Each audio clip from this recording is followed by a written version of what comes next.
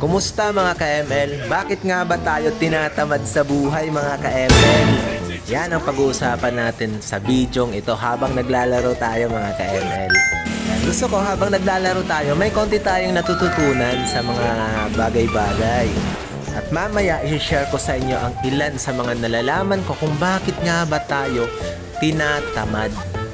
Hindi ako expert mga ka-ML at hindi rin ako professional para magbigay ng advice regarding dito, pero ito yung mga ilan sa mga napansin ko kung bakit nga ba tinatamad tayong kumilos.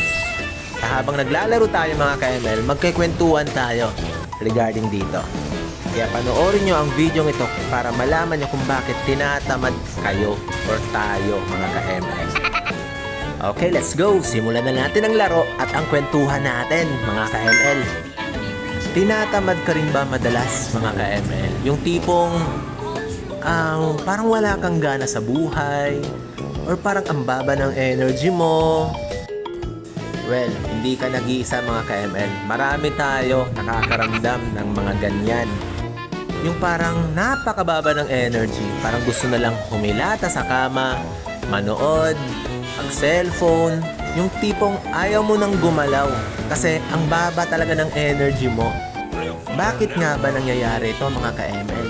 Ang isa sa mga nakikita kong dahilan kung bakit mababa ang energy mo o tinatamad ka ay number 1, sobra ka sa laro sa ML.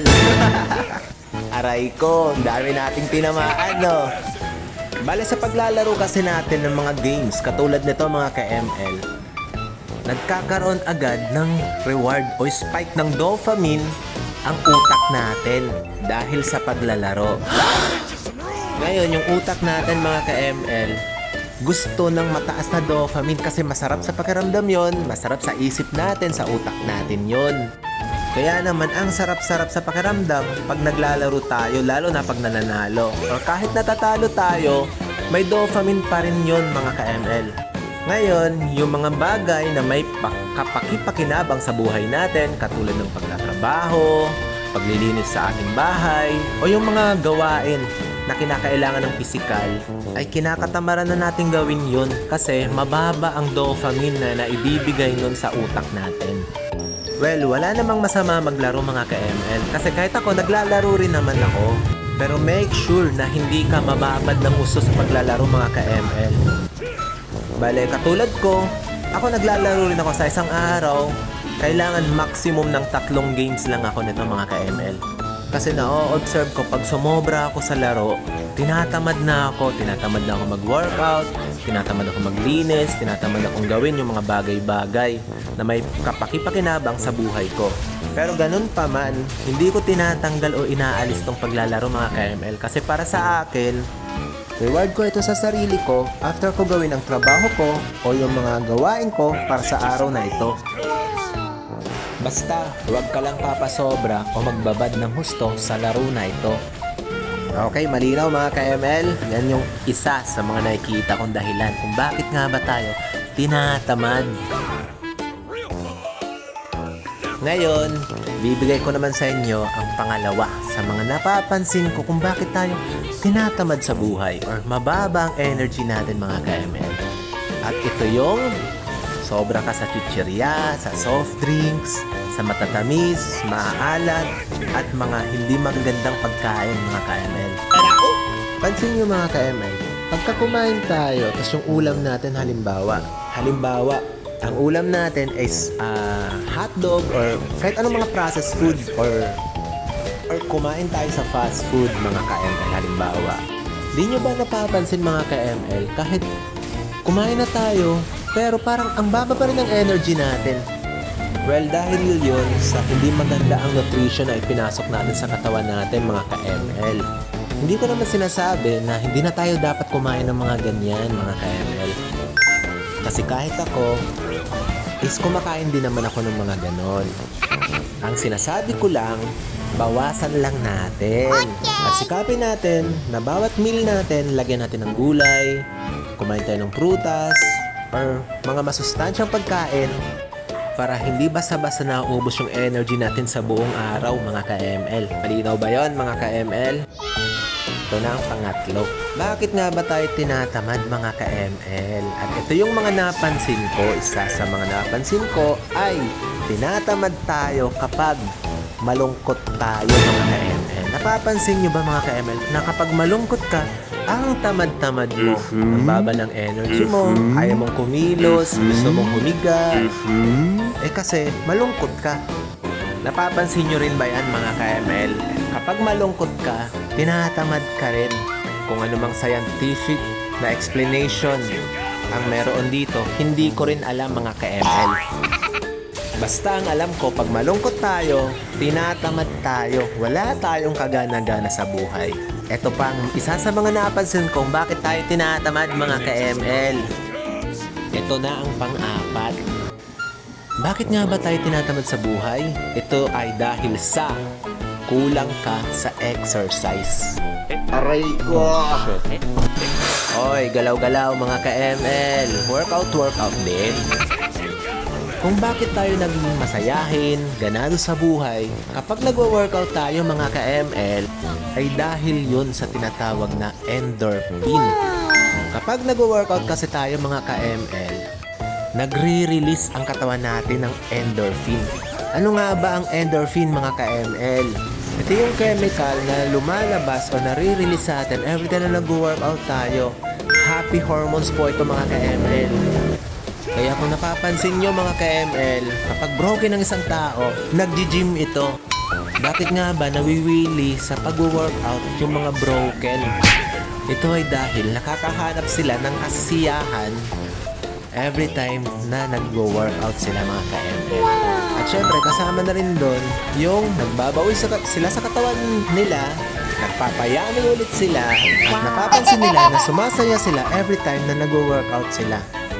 At ang endorphin din ang reason kung bakit masakit ang katawan mo, pero pag nag-workout ka, maya-maya nawawala ang sakit ng katawan mo mga ka-ML. Yun ang nagagawa ng endorphin.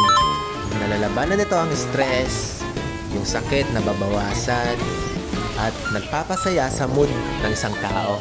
Kaya kung hindi ka nag-workout mga ka-ML, simulan mo na mag-workout. Kaya baka mababa ang energy mo or kaya ka malungkutin or walang kagana-gana sa buhay, kasi baka kulang ka lang sa workout. Kung hanggang ngayon ay nandito ka pa sa videong ito at nanonood pa rin, huwag mo namang kalimutang mag-like, share, at subscribe mga ka-ML para malaman ko rin kung may kwenta ba itong mga pinanggagawa natin dito mga ka-ML. Okay, kung bakit tayo tinatamad or walang gana sa buhay, ay ito ang panglima. Kulang ka sa social life. Anong social life bang tinutukoy ko dito mga ka-ML? Hindi yung social media mga ka-ML ha. Ibig sabihin, lumabas ka, hanap ka ng kakwentuhan, pero piliin mo rin yung taong kakwentuhan mo mga ka-ML ha. Yung hindi makaka-impluwensya sa'yo sa mga bagay na hindi magaganda. Piliin mo mga kaibigan mo, yung mga kaibigan na may direksyon ng buhay, yung may pangarap sa buhay, yung may mga ginagawa sila sa pangarap nila. Kasi pag ganun yung mga nakikita mo sa paligid mo o sa mga kaibigan mo, wala kang choice kundi mahahawa ka mga ka-ML. Sabi nga sa kasabihan mga ka-ML, tell me who your friends are and I'll tell you who you are. You are the average of 5 people around you. English yun mga ka-ML ha. Maganda siguro ibig sabihin nun. Basta, sinasabi ko sa inyo, piliin nyo yung mga tao na mapupunta sa circle mo o kakaibiganin mo o papapasukin mo sa buhay mo. Bakit nga ba napunta tayo sa topic na yon mga ka-ML? Kasi mga ka-ML, ang mga taong yon na tinutukoy ko, masisipag yung mga taong yon mga ka-ML. May mga ginagawa sila sa buhay. Kaya kung yung mga kaibigan mo ay mga tamad din sa buhay, well, tatama rin ka rin sa buhay mga ka-ML. Pero kung ang mga kaibigan mo, nakikita mo nagsusumikap, may mga gustong marating sa buhay mga ka-ML, wala kang choice kundi mapagaya ka sa kanila mga ka-ML. Kaya kung sila yung mga tao na mahilig mag-workout, well, magiging ganun ka rin. Dami ko nang nasabi mga ka-ML. Kayo ba mga ka-ML, ano ang mga alam nyo na kung bakit tayo tinatamad o wala tayong kagana-gana sa buhay o napakababa ng energy natin. Comment nyo naman dyan sa baba mga ka-ML upang malaman ko rin at ng iba pa nating mga nanunood kung bakit nga ba tayo tinatamad sa buhay at kung paano natin maiiwasan ang mga bagay-bagay na yan. At kung umabot ka pa rin sa bidyong ito hanggang ngayon mga ka-ML, maraming salamat sa panunood. Magkita-kita ulit tayo sa susunod nating laro mga ka-ML. So hanggang dito na lang mga ka-ML at patapos na rin yung laban natin mga ka-ML. Panalo tayo sa larong ito. Sana'y nag-enjoy kayo.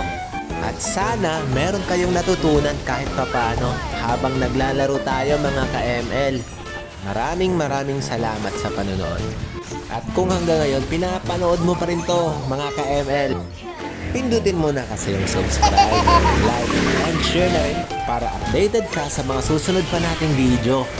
Okay, goodbye mga ka-ML, sa susunod ulit.